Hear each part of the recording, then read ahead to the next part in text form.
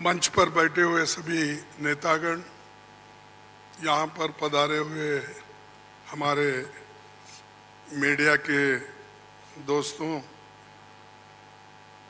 सारे नाम लेने की वजह से यही बेहतर होगा कि जो कोई इस स्टेज पे बैठे हैं सभी को मैं नमस्ते करते हुए अपना 4 शब्द आपके सामने रखूंगा।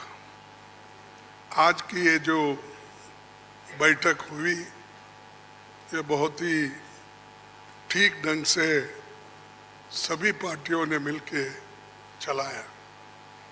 इसका उद्देश्य क्या था ये तो उद्धव ठाकरे जी ने कहा है और हम इसकी कोशिश बहुत दिन से कर रहे हैं। जब मैं बेंगलोर में था उस वक्त भी जो वहाँ पर मीटिंग हो गई थी, इससे पहले पटना में हो गई थी, उसके पहले तैयारी के लिए हमने मेरे घर पर भी राहुल साहब और नीतीश साहब, तेजस्वी और हमारे पवार साहब सभी मिलके एक बार बात किए।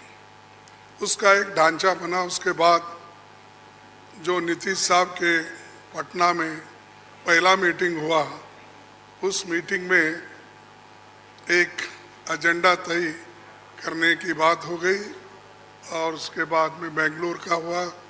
अब यहाँ पर मुंबई में आज सभी लोग मिलके अपनी बात को रखे और खास करके सभी को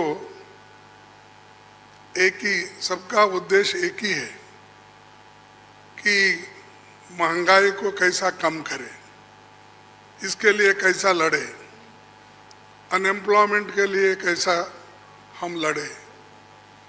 और इतने प्राइसेस जो बढ़ रहे पेट्रोल और डीजल के, और खास करके मोदी जी हमेशा 100 रुपये बढ़ाते हैं, 2 रुपये कम करते हैं। अब पेट्रोल की, एलपीजी की जो दाम थी वो मोर और लेस डबल हो गई, लेकिन उन्होंने उसमें से सिर्फ 200 रुपये कम किया, यानी 700 बाकी रहा।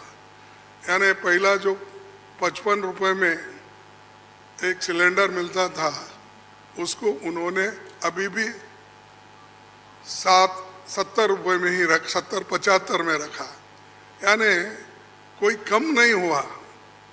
पहले जो था उससे ज़्यादा बढ़ाए थे, उसको थोड़ा कम करके, लेकिन इससे लाखों रुपए उन्होंने कमाया। ये तो गरीबों से चोरी कर दिए और गरीबों के जो काटे, और लोगों को दिखाने के लिए 100-200 रुपये कम करना और कहना कि मैं गरीबों के लिए काम कर रहा हूँ। मोदी साहब गरीबों के लिए कभी भी काम नहीं करेंगे, ये यकीन मैं दिलाता हूँ, क्योंकि उनकी हमेशा यही रणनीति रही है कि गरीबों के खिलाफ काम करते हैं।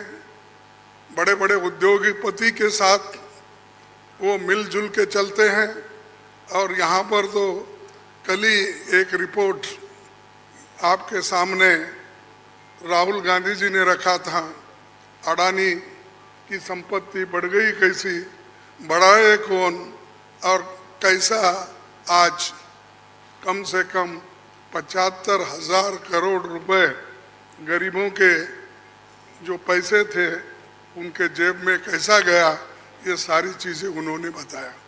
तो ये जो है, इसके खिलाफ लड़ने के लिए जो बड़े बड़े सरमाएदार है और उनको जो पैसा जा रहा है हमारा गरीब का, तो उसको रोकने के लिए इंडिया जीतना जरूरी है।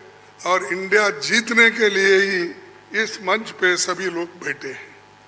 तो इसीलिए हम एक जो तय किए हैं, जो रेजोल्यूशन भी हम आप देखे हैं, और उसी ढंग से उस रेजोल्यूशन भी काम करेंगे।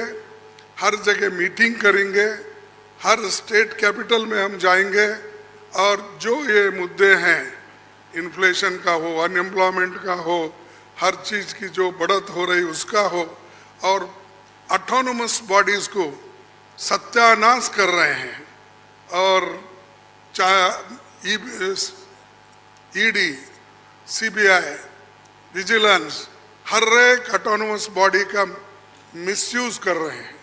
ऐसा कभी नहीं हुआ। मैं भी मोर और लेस शरद पवार जी साहब के बाद मेरा नंबर लगता है। मैं भी 55 साल से पॉलिटिक्स में हूँ और 52 साल से एमएलए, एमपी, राज्यसभा का मेंबर हूँ। मैं ऐसा नहीं देखा, कोई ऐसा चीफ मिनिस्टर किया नहीं ऐसा। लेकिन आज मोदी सडनली और एक बात की कि बिजनेस एडवाइजरी कमेटी को नहीं पूछे, अपोजिशन लीडर को भी नहीं बुलाए, किसी को बुलाए बगैर वो पार्लियामेंट का डेट देकर स्पेशल सेशन बुला रहे हैं। अरे स्पेशल सेशन, मणिपुर जल रहा था तो आपने नहीं बुलाया, कोविड के वक्त नहीं बुलाया, जब आप चाइना अपनी जमीन हड़प कर ले रही है, कब्जा कर लिए, उसके लिए नहीं बुलाया। लोग तंग और तबाह इसमें ये हमारा नोटबंदी के वक्त परेशान थे, माइग्रेंट वर्कर परेशान, उस वक्त नहीं बुलाया। जब जब मुल्क अपने मुश्किल में रहता उस वक्त उन्होंने कभी नहीं बुलाया। अब क्यों बुलाया मुझे मालूम नहीं, आज का एजेंडा क्या है उनका मालूम नहीं। तो ये देश चलाने की रीत नहीं है, ये आहिस्ता आहिस्ता डिक्टेटरशिप की तरफ जा रहे हैं। और ये ध्यान में रखना चाहिए कि कभी वो मीडिया उनके साथ है, वो एक उनके दिमाग में है, प्रेस मीडिया हो, टीवी हो, ये सारी चीज़ें मेरे पास है, ये उनका कहना है। और हमको कभी कभी ऐसा दिखता भी है, माफ़ करो क्योंकि मैं ऐसा बोल रहा हूँ समझ के, आप गुस्से में आके हमारे खिलाफ मत लिखो। तो जो कुछ है वस्तु स्थिति, आपको भी मुंह को ताला लगाया, हाथ बंद दिए आपके भी लिखने के, ये सारी चीज़ें कर रहे हैं और आहिस्ता आहिस्ता डिक्टेटर के तरफ वो जा रहे हैं। तो हम इसके खिलाफ लड़ने के लिए, उनके विचारधारा के खिलाफ लड़ने के लिए, उनके जो कुछ भी ये करप्शन, बड़े करप्शन, उनके जो इंस्टीट्यूशनल करप्शन होते हैं, ऐसा छोटा मोटा करप्शन वो नहीं करते, लोगों को नहीं दिखना वो पूरा। लेकिन सीएजी रिपोर्ट में दिखाया है कितने करोड़ घपले हो गए हैं। तो उनका करप्शन इनविजिबल है और वो हमेशा अपनी बात ये कहते हैं कि मैं किसी को न खाऊंगा न किसी को खाने दूंगा। लेकिन खाने तो सबको दे रहे हैं, अपने को जो चाहते हैं उनको तो दे रहे हैं, लेकिन लोगों को भूखे मार रहे हैं, लोगों को कुछ नहीं दे रहे। तो इसके लिए हम आवाज़ उठाए और उसके तहत हम काम करना है। आगे भी हमारी कहाँ मीटिंग होगी हम तय करने वाले हैं, जल्द से जल्द वो भी मीटिंग होगी। और बाकी के जो विषय हम आपके सामने रखे हैं मुद्दे, उनके ऊपर हम लड़ते रहेंगे। वो डराने की कोशिश करते हैं, हम डरेंगे नहीं, ये हमारा वायदा है। और हम हमेशा लड़ते रहेंगे और जीतते रहेंगे। और आज मुंबई में जो हमारे महाराष्ट्र विकास आघाड़ी जो ये स्टेप लेकर हमको बुलाए हैं, उद्धव जी लीड लिए हैं और बाकी कांग्रेस पार्टी और एनसीपी सभी ने मिलके ये जो एक यहाँ पर कार्यक्रम रखा और बहुत यशस्वी हुआ। इसलिए मैं उन महाराष्ट्र विकास आघाड़ी के सभी नेताओं को धन्यवाद देता हूँ और आप सभी को भी मैं धन्यवाद देता हूँ, क्योंकि आगे की और भी मीटिंग्स हैं, वो डेट टाइम सभी बताएंगे और कहाँ कहाँ मीटिंग हमारी होगी बहुत से 5-6 जगह पब्लिक मीटिंग होगी, वो भी हम आपको बताएंगे और काम करते रहेंगे और मजबूती के साथ काम करते रहेंगे। इसको ढीला करने की कोशिश मोदी जी कितना भी कोशिश करे, हम वो डरने वाले नहीं हैं।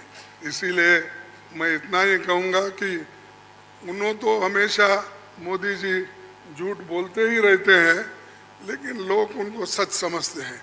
लेकिन अभी भी मराठी में एक कहावत है, खोटा बोला पण रेटून बोला, तो ऐसा उनका है।